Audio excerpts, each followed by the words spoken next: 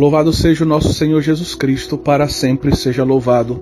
Queridos irmãos e irmãs, como é bela a liturgia desta quarta-feira da quarta semana da Quaresma. Estamos diante de dois textos, a primeira leitura e o Evangelho, que têm um sabor pascal.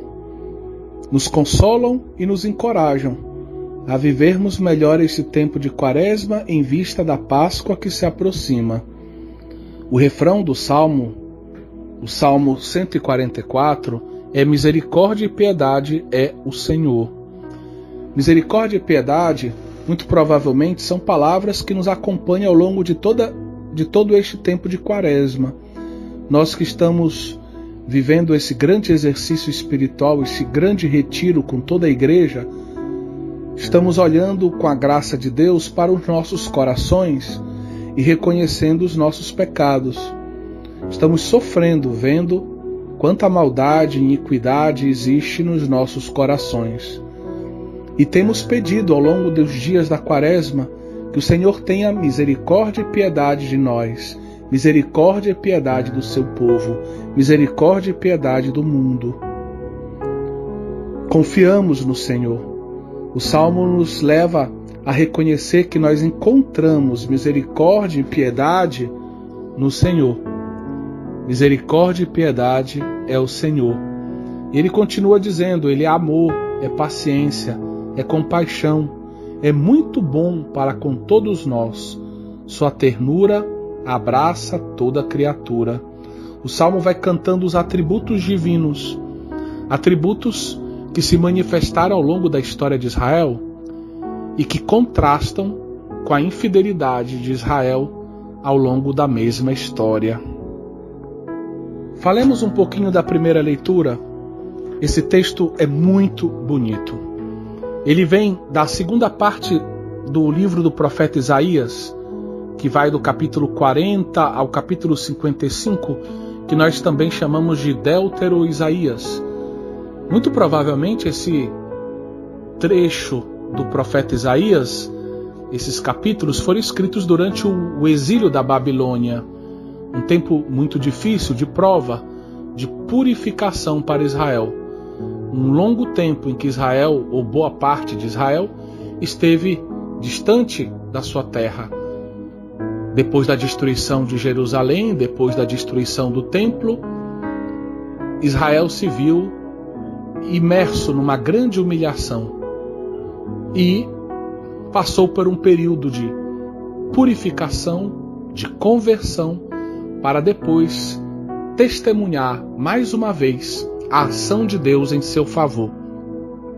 A misericórdia e a piedade de Deus vão se manifestar concretamente na história de Israel mais uma vez. E ao longo do Deutero Isaías, em diversos momentos, Deus promete que vai tirar o seu povo do exílio. Aquilo que parecia, historicamente falando, improvável, para não dizer impossível. Deus promete que vai realizar uma obra nova. Assim como Deus tirou o seu povo do Egito e o conduziu, através de Moisés, até a terra prometida, assim também Deus vai fazer um grande feito, uma obra nova, diz o capítulo 43 do profeta Isaías. Lá no capítulo 43, a partir do versículo 19 até o versículo 21, Deus diz que vai abrir um caminho pelo meio do deserto e vai oferecer ao seu povo toda a água que ele precisa. Vai fazer com que corra um rio de água no deserto, né? Nas terras secas do deserto, um rio vai surgir para que Deus possa dar de beber ao seu povo, o seu escolhido, o povo que ele formou para ele, que vai um dia proclamar o seu louvor. No capítulo 49, a primeira parte do capítulo, os primeiros versículos, trazem um segundo cântico do servo de Yahvé, ou seja, um cântico que remete à figura de um personagem misterioso que vai oferecer a sua vida pela salvação de Israel, que vai cumprir a vontade de Deus e vai ser o mediador entre Deus e o seu povo. Na história de Israel, podemos falar de duas interpretações relativas a este texto. A primeira é uma interpretação individual, ou seja, esse servo de Yahvé é um indivíduo santo. E aí não é difícil imaginar como essa imagem do servo de Yahvé, essa interpretação individual, preparou claramente a figura de nosso Senhor Jesus Cristo. Ele é o servo de Yahvé, que vai dar a sua vida pela salvação do seu povo. Por isso que na Semana Santa nós lemos, na segunda, na terça, na quarta e na sexta-feira da Semana Santa, nós lemos como primeira leitura os cânticos, os 4 cânticos do servo de Yahvé. Mas também houve uma outra interpretação, a interpretação da coletividade, ou seja, o servo de Yahvé seria a imagem do verdadeiro Israel, do resto de Israel, daquela parcela de Israel que não traiu a Deus, que se manteve fiel a Deus. E aqui seria muito interessante a gente ler, então, os primeiros versículos da primeira leitura de hoje, à luz disso. Porque Deus diz: eu atendo teus pedidos com favores e te ajudo na obra de salvação. Preservei-te para seres elo de aliança entre os povos, para restaurar a terra, para distribuir a herança dispersa. Para dizer aos que estão presos, saí, e aos que estão nas trevas, mostrai-vos. Então Deus, primeiramente, ele diz, e como é bom a gente escutar essas palavras do Senhor hoje na liturgia: eu atendo teus pedidos com favores e te ajudo na obra da salvação.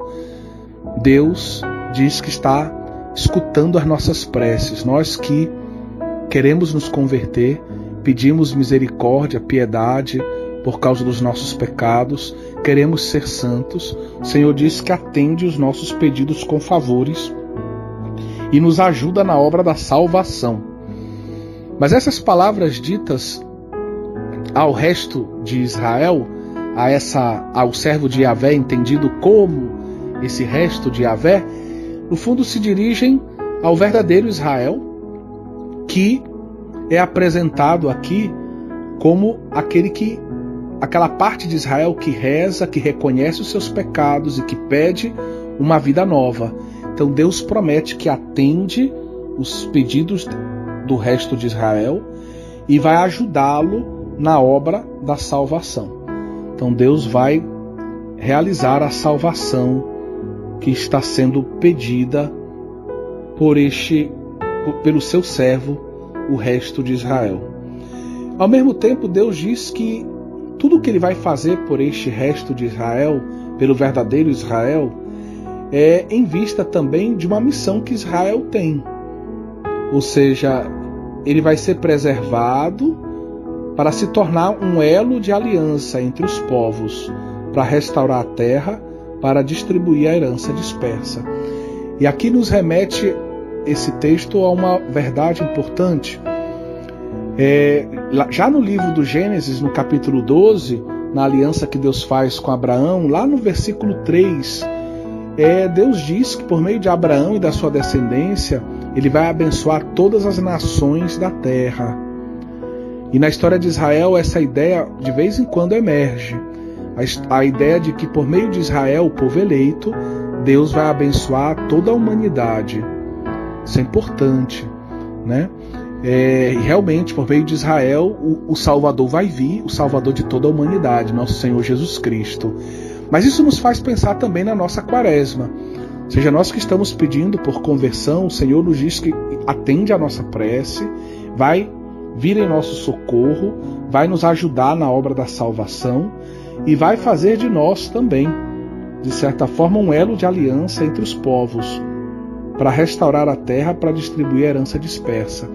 A salvação que acontece na nossa vida, ela deve transbordar também na vida da igreja, na vida da humanidade.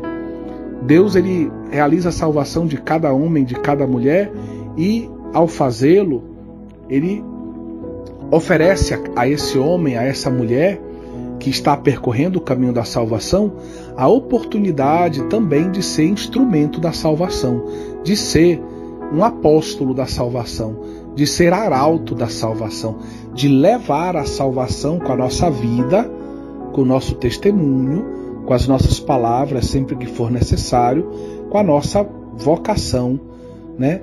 Devemos levar essa salvação a todos.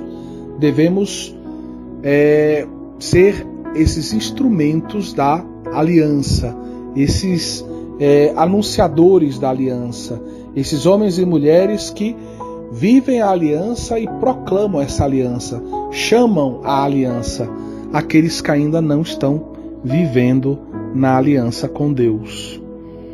Mais adiante, Deus ele vai prometendo que ao resgatar o seu povo, ao abrir um caminho para o seu povo voltar para a terra prometida, não vai faltar nada para o seu povo. Deus ele vai como guia do seu povo, ele vai cuidando do seu povo, para que o seu povo não sinta fome, não sinta sede, não sinta, digamos, a força do calor do sol. Então Deus vai cuidar do seu povo, para que o seu povo possa percorrer o caminho até chegar na terra prometida. Deus promete, inclusive, as águas necessárias para que esse povo tenha de beber ao longo do caminho. Ele promete que ele vai fazer das montanhas uma estrada, tudo vai ser nivelado para facilitar o caminho que o povo há de percorrer, né? E que este povo, na medida em que chegar na terra prometida e começar a reconstruir Jerusalém e a obra da salvação começar a se manifestar, esse povo vai ver como muitos outros vão vir e vão se unir a ele, né? Então Deus promete, né, que vai trazer pessoas do norte, do lado do mar, da terra de Sinim, pessoas, homens, mulheres que vão louvar a Deus, que vão se alegrar, que vão cantar os louvores do Senhor, que teve misericórdia dos seus eleitos, dos seus pobres. Essa parcela de Israel, fiel a Deus, também era chamada de Anauim, os pequeninos do Senhor.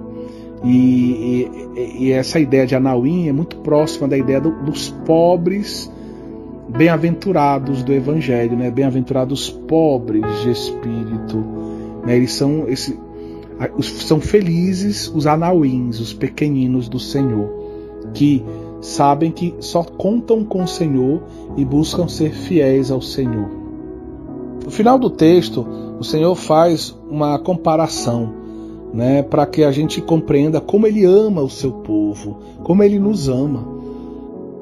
O Senhor então diz que acaso pode a mulher esquecer-se do filho pequeno a ponto de não ter pena do fruto de seu ventre? E aí ele apela para essa imagem tão cara à nossa vida humana, né? Que é aquela do amor entre uma mãe e um filho. Uma mãe, a gente sabe, nesse tempo de Covid, quantas mães têm perdido seus filhos, e muitas nos dizem, né? Eu daria a minha vida pelo meu filho. Eu preferiria ter morrido no seu lugar. Então o amor de mãe é um amor muito profundo. Podemos até dizer, de certa forma, sagrado. Mas Deus invoca essa figura do amor materno para remeter ao seu amor, que está acima de todos os amores humanos. Então ele diz, se for possível para uma mulher esquecer o seu filho, o que é muito difícil, lembra-te, Israel, que eu jamais vou te esquecer. O meu amor está acima dos amores humanos. Então eu jamais me esquecerei de ti, meu povo, meu Israel. Então essa palavra vem nos consolar, né? Como é grande o amor de Deus, e o pecado nos faz justamente trocarmos Deus por outras coisas, por outras pessoas, né? O pecado nos faz nos esquecer, nos leva a nos esquecer de Deus. Mas Deus não se esquece de nós. Deus nos ama sempre, né? E é assim que começa, digamos, também o início do Evangelho, desse trecho do capítulo 5 do Evangelho de São João. Jesus, depois de ter realizado o milagre na vida daquele pobre paralítico que há 38 anos esperava a cura da sua paralisia, Jesus começa respondendo àqueles que o atacam, o acusam de fazer um milagre num dia de sábado, dizendo: meu Pai trabalha sempre, portanto também eu trabalho. É outra palavra que nos consola muito, porque Jesus nos diz que o Pai está sempre trabalhando e Ele também. Esse trabalho, dentro do contexto do Evangelho de São João, é o trabalho da salvação, é a obra da salvação. Esse Deus que prometeu lá no início da primeira leitura que Ele vai nos ajudar na obra da salvação, esse Deus não para de trabalhar em favor da nossa salvação, porque o amor que Ele tem por nós faz com que Ele esteja o tempo todo atuante em vista da nossa salvação. Como isso nos consola, enquanto nós precisamos parar, descansar, comer, assistir um filme e fazemos tantas coisas ao longo do nosso dia e muitas vezes não nos lembramos tanto de Deus e da necessária conversão em nossa vida, Deus ele não para de trabalhar em favor da nossa salvação. E é muito bonito Santo Agostinho comentando justamente a perícope que é o Evangelho de hoje, no seu comentário ao Evangelho de São João. Santo Agostinho ele dedica em língua portuguesa, acho que são 22 páginas de comentário a essa perícope, E ele começa dizendo, como é impressionante ver a harmonia entre o Filho e o Pai nesse texto. E realmente, se você sublinhar nessa perícope do Evangelho de hoje a palavra Pai, você vai ver como do início ao final essa palavra se repete como um grande refrão. Jesus está sempre se apresentando a partir da luz do Pai, sempre mostrando que Ele e o Pai estão em unidade, em comunhão, que tudo o que Ele faz é uma expressão daquilo que o Pai faz. Então, primeira coisa que a gente gostaria de tirar do Evangelho, o Pai e Jesus estão sempre trabalhando, e esse trabalho é o trabalho da salvação, é o trabalho em vista da salvação dos homens. Depois a gente vê que esse antagonismo entre Jesus e as autoridades judaicas vai crescendo, isso vai chegar até o seu clímax lá na Semana Santa, E aí Jesus acrescenta, depois de ter dito que Ele e o Pai estão sempre trabalhando, que o Pai realizará ainda obras ainda maiores, Realizará obras ainda maiores, está no versículo 20, que deixarão todos admirados, Então o Pai vai realizar obras ainda maiores que deixarão todos admirados, E que obras são essas? Bem, no versículo 24, Jesus diz: em verdade vos digo, quem ouve a minha palavra e crê naquele que me enviou, possui a vida eterna. Não será condenado, pois já passou da morte para a vida. Então, a primeira obra é a obra da ressurreição. Essa estrutura em verdade vos digo, amém, amém, eu vos digo, Jesus utiliza quando ele quer passar uma mensagem muito importante. Ele quer que os apóstolos e aqueles que estão ouvindo ele prestem muita atenção naquela verdade que ele está ensinando. Então essa passada da morte para a vida é justamente a ideia da ressurreição. Sobre a ressurreição, Jesus já começou a falar, no versículo 21. De novo ele faz um paralelo entre ele e o Pai, dizendo: assim como o Pai ressuscita os mortos e lhes dá a vida, o Filho também dá a vida a quem ele quer. Então, a primeira obra é a obra da ressurreição. Então, o Pai que ama apaixonadamente o seu povo, os seus filhos, ele não se esquece do seu povo. Ele, ao contrário de uma mãe biológica que, quando vê o seu filho morrendo, não pode ressuscitar o seu filho, o Pai ele pode tirar o filho da morte. Ele vai fazer isso com o seu Filho eterno, quando ele estiver morto pelos nossos pecados, ele vai ressuscitar o seu Filho, mas ele também quer fazer, junto com Cristo, essa obra nas nossas vidas.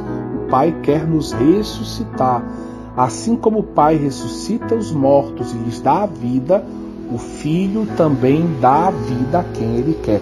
O Pai e o Filho querem nos ressuscitar. Vão nos ressuscitar.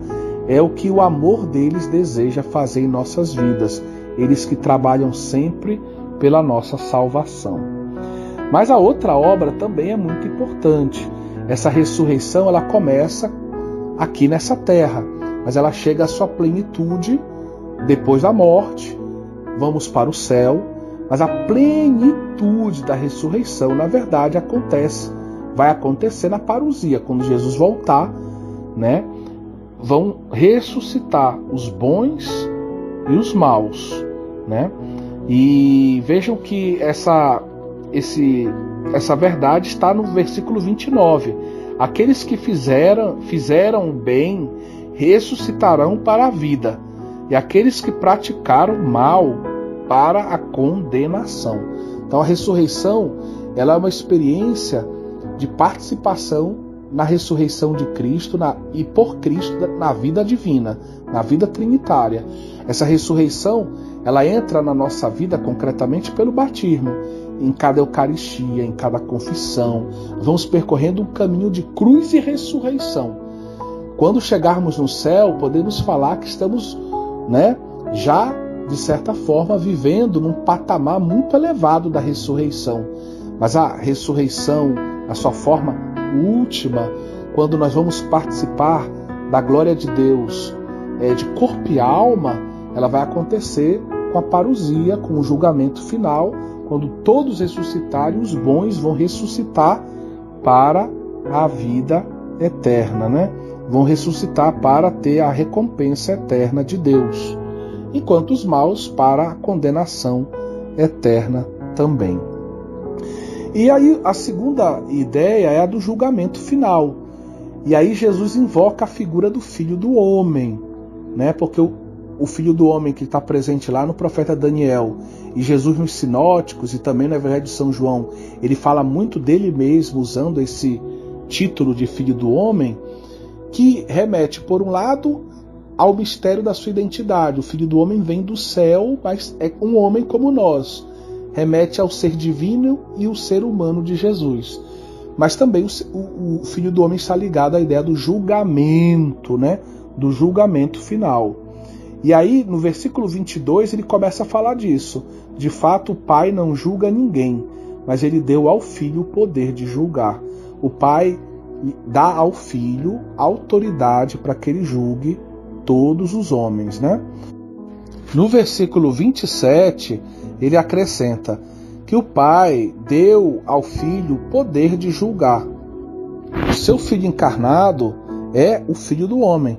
Então, lhe cabe, algo que já tinha sido dito lá no profeta Daniel, cabe ao Filho do Homem o julgamento, cabe ao Filho eterno de Deus, que se encarnou, que é o Filho do Homem, julgar todos os homens no fim dos tempos, E nesse julgamento vai se dar então a plenitude da ressurreição, para aqueles que forem bons, que foram bons e que vão receber a recompensa eterna, Então Jesus ele remete a essas duas grandes obras que vão deixar todos admirados, a ressurreição e o julgamento final.